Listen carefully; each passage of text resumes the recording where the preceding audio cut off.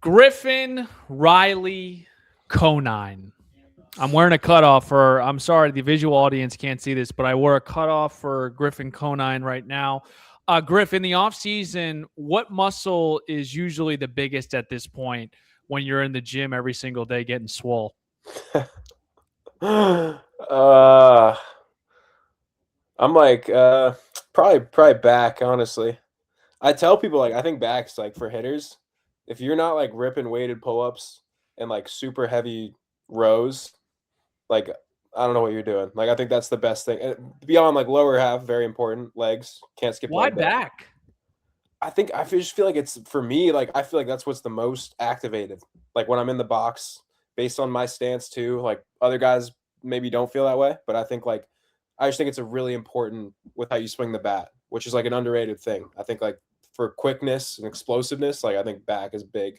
So like I'm always ripping weighted pull-ups. Love them. I didn't think we were going to get into anatomy of Griffin Conine's swing, a minute and 6 seconds into this, but I You do want to didn't get think into that? it. You'd I, barely know me then, brother. I wasn't sure. I was going to say I'm wearing a polo right now because I don't need to dress like Griffin Conine. But I do want to ask, do you feel like it's more of because obviously you start with your hands high next to your left ear. Do you feel like you're kind of pulling the bat into the zone? Is that why you feel like back could be the priority in the offseason?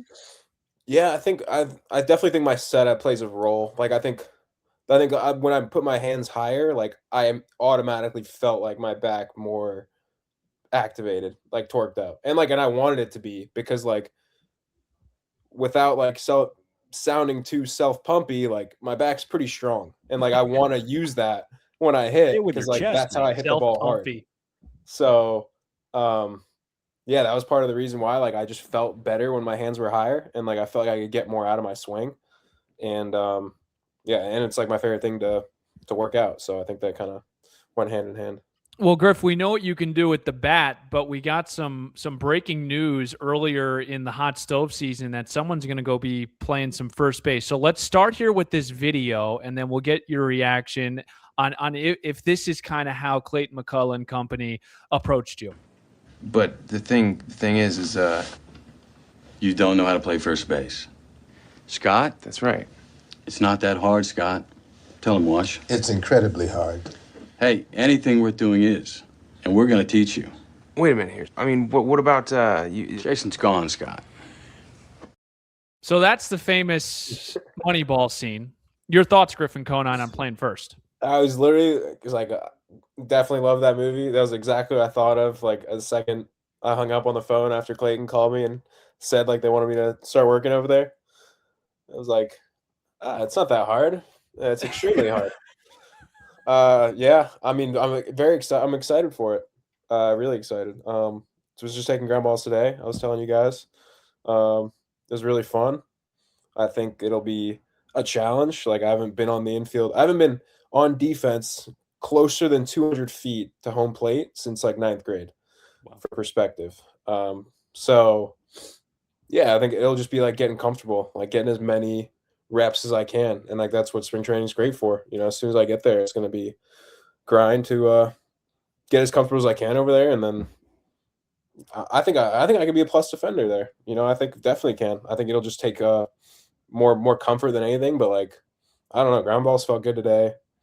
I was telling my friend too, like the prep step work we did in the outfield last year, like we honed in big on that, and that was a big deal for us because that's usually like an infield thing, and we started doing it like in the outfield and really harping on it, and we got to see like how well our routes and route efficiency got after we started doing that. I think that will help a lot because like prep step infield is way bigger than the outfield because your reaction time has to be like on point every single pitch. So I think like having that background, like I will definitely kickstart me to be in a good spot. Griff, when you were taking ground balls this morning, like that is not in a controlled Marlins environment. That's not at Roger Dean Chevrolet Stadium. What does the individual work look like for you before you actually get into a Marlins situation where they throw you at first base for, full team infield or something like that? Yeah, I think it's going to be just as much as I can getting out to the field by my house. And there's a couple guys that go to the facility that are infielders. So hopefully I can like get them to make some throws to me across the diamond. I can get comfortable. Like I basically want to have all the basics down when I get to spring training. So like we can definitely hone in on things. PFPs, I mean, will be big. Like that's something that I'm not dreading, but it's always been like, oh, like they're doing PFPs. Like afterwards, we can go to the cage. And like now, I'm gonna be like, all right, I gotta go do the PFPs. But that'll just be a new fun thing to tackle. But yeah, I want to have all the basics down as far as like fundamentals, and I'm sure they'll tinker with things when I get there. But I think like the best thing I can do is just show up like in a good spot, and then won't have as far to go. Whereas like I'm getting there and like I don't even know how to field a ground ball. So I think I'll be in a good place. What attributes do you think you possess that they felt comfortable with you there? I mean, overall athleticism, like I do like it does hurt a little bit, like that my arm is somewhat neutralized at first base because I'm really not going to be making too many throws there. And I'm still like nothing's going to change. I'm still going to build up my arm. I always do. And anytime I get in the outfield, it'll be ready to go. You know, I know that that's not like they're not taking outfield off the table. It's just like this is another tool that I'll have in the You tool. could be a cutoff guy and gun guys out at home. Yeah, that's true. That's true. I did fire me up seeing Vladdy like he fired one across first to third on that was like a big play in the postseason. So I'm like, it definitely is. It helps. It's not going to hurt that I have a good arm at first, but I think like overall just athleticism and being able to be put in different situations. And I think like they have faith that I'll be able to adapt, and so do I. You know, I think it'll be a challenge, but like a smooth transition. You know, I think I'll have no problem with it. Another South Florida guy, Anthony Rizzo. Was it arm accuracy or arm strength that people loved about him? Because he was like gold glove after gold glove. He was a platinum glove candidate at first base. Do you remember? I think he had a solid arm. I think it was definitely accurate. And I think like the first to second throw is one that like I want to harp on. Like double play, like that's tricky just because you have to worry about the runner. Like the runners are now being taught to run on the lane. They want to get in your way, and it's like you gotta create your own lane and throw around them. So I think like that will be a big one. And also like playing with arm slots. You know, I'm usually like a pretty high arm slot guy from the outfield, so I'll probably want to be able to be more 3/4 so I can shoot it over there quicker. So we'll mess around with that stuff. You also have to make sure your small talk is good. So like when Pete Alonso comes to first base, good, way to go to Baltimore, man. Appreciate you. I All right, was thinking about that too. Just like being like being able to like it sounds dumb, but like if Shohei like because like dude, I'm on the outfield, like I don't get to ever see these guys. I'm like way out there, and it'll be cool to like be able to just talk. it up. What's up, Show? Like nice swing, brother. You gonna call him Looking Show, or good, are you gonna man. go with Mr. Otani? Yeah, I probably go Mr. Otani. I respect him. All right, Griff. So look, obviously, you know, you played 24 games. You did play in the Dominican League. What value did that add for you, that experience? Yeah, it was really cool. It was really cool. I felt like I went out there because I wanted to play games, like make stack some at bats and just work on some things. And more than anything, I wanted to just feel healthy, feel confident playing games again. You know, I felt weird having just gotten back, and I was really happy to get back for the last week. But then the season ends, and it kind of feels like a weird thing where it's just like, all right, you're done. And so I wanted to get out there for sure and play some games, and the environment was awesome. Fans were really, really into it. Super loud, super electric. I think like I wish I had played better. Certainly, I wish it showed up a little more.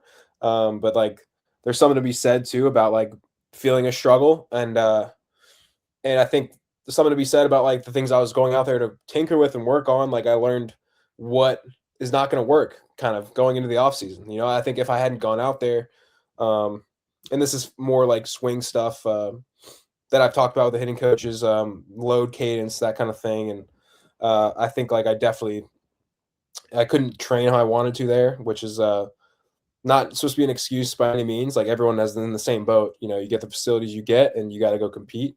And I think like it didn't exactly translate how I wanted it to, but I also learned like very important things that I changed my off season based on how that went.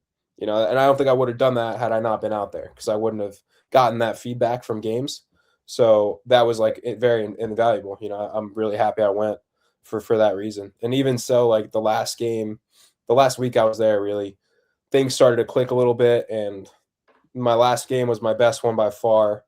And you look at the whole as a whole, it didn't go well, but in my head, like I left in a really good spot, and that was all I wanted, really. So You mentioned the numbers, didn't look as well as you probably wanted them to look, but did those 10 games kind of help you find that, not love again, but like find that childlike joy that baseball can invoke again? Because that's such a unique experience. And you guys played in front of some great environments in Miami this year. But for you to go out to the DR and like experience that childlike joy that every spectator has there watching a baseball game, did that kind of give you that feeling of, oh man, I love doing this again? yeah, yeah. I remember an exact time where like I felt that, where I even verbalized it like to the one of the hitting coaches, Edgar, who I think he's with the Twins, and really awesome guy. Like I can't say enough about it. Like the coaching staff made it worthwhile being out there with Lise. Like they were great. The hitting guys were great. I felt like I was able to talk to them about anything I was working through, and they were super helpful and receptive. But I said one thing about how I think it was like a tie game in the seventh or eighth inning, and like the packed stadium, super loud. And there was a guy in second, like 2 outs, and I like shot a single to left center, and the run scored, and I think we either tied it up or went ahead. And the crowd was going like crazy, and I told him like just that at bat made it worth it, even if like the whole thing didn't go my way, whatever. Like that at bat, like being in those situations, like where like, because like I told him like I wanted to feel like the nerves of like, because like you have those in the big leagues, you know what I mean? Like you're not going to escape that, and I think I didn't think I'd have it in the Dominican Winter League because like, not that I didn't want to win, but like it's not as much as that is at stake for me. But I'll say that like how much it mattered to them, and like realizing that this is their main season, like that really rubbed. And then like I was like on the team, like I want to win with these guys. So I got to feel that pressure of like wanting to perform and like wanting to win. And I think that was big. Like that was cool to feel. And like even only however many at bats I got like that was not many, just coming up in big spots. But like that's like those are the ones that move the needle for sure. Griffin Conine with us now, Steven Strom, Jack McMullen. The dislocated shoulder, are you 100% done with rehab? There's nothing else that you need to do. Is there anything that you're doing in the offseason? I do like maintenance stuff really, but it is good to go. Like I'm stronger than I was last year, last offseason. There's some clicks here and there that like the doctor said is just like you're gonna have to get used to. But that's all it is, and I'm more than okay with that. So like everything feels great, and I have some maintenance stuff I do weekly just to stay on top of things. But yeah, everything feels great. September 23rd against David Robertson. What emotions did that at bat give you? You were not supposed to be back on September 23rd, dude. Your season was over. You were full go for spring training 26. That swing, that homer in your first game back, what did that make you feel? Yeah, it was that was just a crazy overall day. I think starting from when I met the team and we were doing rookie dress up, and I hadn't seen the guys like since I started my rehab assignment, a month prior. And we're doing rookie dress up, and everyone's having a great time. And Clayton comes up to me and says like, "Hey, you're starting on Tuesday." I think this was Sunday night, so we had the off day Monday. He's like, "You're starting on Tuesday against Christopher Sanchez," and that was like, I don't think I expected to come back and play. I wanted to play and be an impact on the team, but like I was blown away by that, and like I was just like, okay, like this is real. And I was glad we had the off day before, just to kind of mentally lock in and then get ready to get back in the bank. And at the same time, like we're not knocked out yet. Like we're in the playoff race. Like this is a huge game. So it was definitely like the next day was kind of a blur, where I was just trying to like not think too much about it. And then get in there against Sanchez. And I mean, he's dialed. Like that's a guy that put in like the top 3 or 4 arms that I've faced at the big league level. And for good reason. I mean, the guy's a really, really good pitcher. And he was on, and a couple not great at bats there. First at bat was definitely like jittery, where I was just like swing, swing, swing. And I was like, it was over before I knew it. Next at bat was like, I thought was a little better, where he made some good pitches. I think I grounded out. But like definitely felt more normal. Like I had gotten back in the rhythm, whatever. Wasn't as sped up. And then, yeah, and they brought in Robertson, and I was just kind of like looking at his sheet, and I was just like, this is my guy. Like this is a cut fastball, like a 2-pitch guy, everything coming into me. Like a guy where I don't really have to think too much, like about like you never want to think too much, but like I don't have to adjust anything in my approach. Like I just go swing and like it'll work itself out. And yeah, I got in a good count, 3-1, I think it was, or advantage count, and then just let it eat. And yeah, I think it was like a weird moment of just because like it looked like a no doubter, but like in my head it was like I hit it so high that like I don't really hit him that high, so I didn't know what to think. And like it looked like he had a beat on it and right Kepler, and he was like drifting back, and I was just like, oh, if he catches this, that'll be killer. And but then it went like 10, 20, 12 rows up, and yeah, the whole time around the bases, it was just it was pretty cool. It was Is that pretty David cool. Robertson calling you right now? Yeah, I don't know who that is. That was an emotionally filled weekend too, because obviously Griff had come back. You hit the home run, but you mentioned that you guys were eliminated too. You guys finished with 79 wins. So I'm going to get the TikTok camera ready here for this clickbaity answer. What's the relationship between the Marlins and the playoffs in 2026? Fully expect to be in it. Fully expect to play meaningful games all through September and be in a spot to make a run.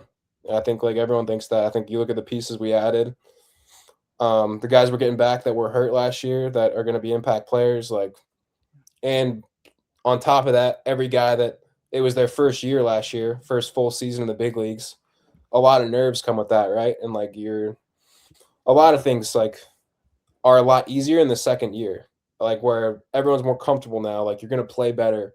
You get feedback from a full year of like knowing what do I need to improve, and I know everyone on that in that clubhouse is like knows what they need to get better at, and they're all working at it. So like I'm just thinking in my head like everyone's coming back and being a little bit better than they were, and plus we're getting back pieces that we didn't have last year that are extremely talented. So like I don't see a world in which we don't outperform what we did last year, and I don't see a world in which we're not making a run, you know, with all the pieces that we have. So it's really exciting, and I think spring training is a time where we're going to set the tone, you know, and go out and hopefully everyone has the spring they need to have to hit the ground running when the season starts. Griff, a couple more from us. You are clearly someone that is in the ideas business, and the NHL Twitter account put out an idea that you have. And we sat here on the show either a time or 2 times ago, and with an abundance of love said it's kind of a terrible idea, and that is a power play in baseball if there's a pitch clock violation. Dude, that's a good idea. Come on. Can you flesh it out for us? Is this like our peanut brains not computing? What's going on? Yeah, no, it's I don't know exactly what the circumstances would be. That is what we need to work, like, because pitch clock violations like don't happen super often anymore. And like I think the cool thing about hockey is like you're guaranteed to have like 5 power plays a game. Sure. And like that's a pretty good amount. So like I feel like we need more. But like I think it's just like whatever team is the offender, the other team picks an infielder, whoever they want. I feel like usually it would probably be the shortstop, and like they just have to sit out. And like for how long is the question? I don't know if it'd be a batter or an inning. It would be one of the two. I don't think it wouldn't be like in hockey it's timed, but baseball's not a timed affair. So I think it would have to be like a certain number of outs or batters that the infielder's sitting out. But I think that would just 2 hitters. It changed the strategy a little bit, because now it's like, all right, ground balls are more in play, which is now like the game today. It's like ground balls are the devil. Like you don't want to hit the ball on the ground ever. Like it's all about getting into the outfield. And that would kind of just put a wrinkle in things where it's like, all right, guys on base, we can slap a ball. It's gonna be harder to turn 2 when you only have 2 infielders. So like, it wasn't more for the mic'd up, probably just trying to make him some connections between hockey and baseball. But you know, banana ball, yeah, I could see that being more of a thing. Is it a real suggestion? Probably not. But I love that you give us 2.5 minutes justification before saying, was it a real idea? Yeah, maybe not. Yeah, Sure, but I still put some thought into it. Believe me. I got one more burning question. Who's your favorite Marlins Twitter account? Like, is it Pasty A? Is it Loud Marlins Fan? Ooh. Because there's some good ones out there. Yeah, I mean, Pacier is gonna be tough to beat. I'd say. Why pasty? I think just the overall disdain that I was spoken about from him for years, and then to see that shift and him now be tweeting in my favor is pretty special for me personally, and just overall, like he's got some pretty good takes. Always firing from the hip. I think it's pretty good stuff. Last one from me. That's a really good answer. Last one from me. 32nd annual Conine All-Star Golf Classic coming up on Yes, Monday, January 26th. You guys have a ton of great guests coming out, I know, but this is something that is so important to the South Florida community and something that you and your family have been super duper passionate about. Can you give us kind of the pitch on, what people can expect from the Conine All-Star Golf Classic? Yeah, I think it's a bid for like the best ran golf tournament, charity golf tournament. I think that exists, that's out there, and that's for a lot of different reasons. I think like it's tailored for the celebrities, the athletes we get to play in it. Like the whole thing is like once you get there, like you're not paying a dime for anything. It's all like taken care of. You get to go. We have sponsors that have like a pro shop where you can buy merch, and it's nice stuff. It's good stuff that I've capitalized on over the years as well. Just good golf attire, like good stuff like that. Shoes, hats, whatever you need. So you get like poker chips basically. You can go get whatever you want with the amount of chips you get.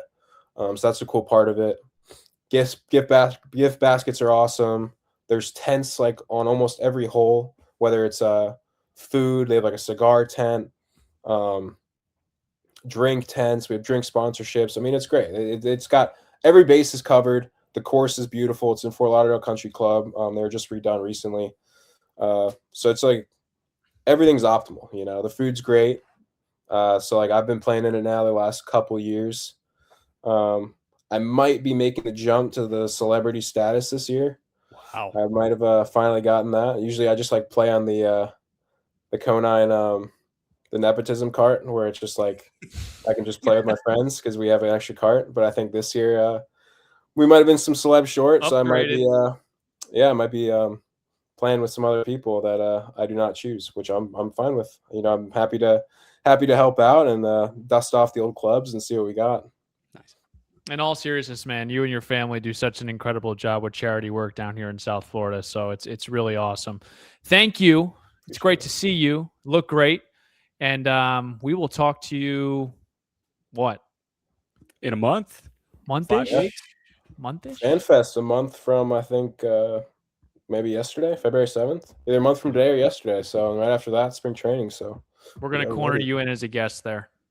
We're not even going to ask PR. We're just going to corner you. Thank you for the time, Griff. Be good, man. All right. Thanks, guys. Appreciate it.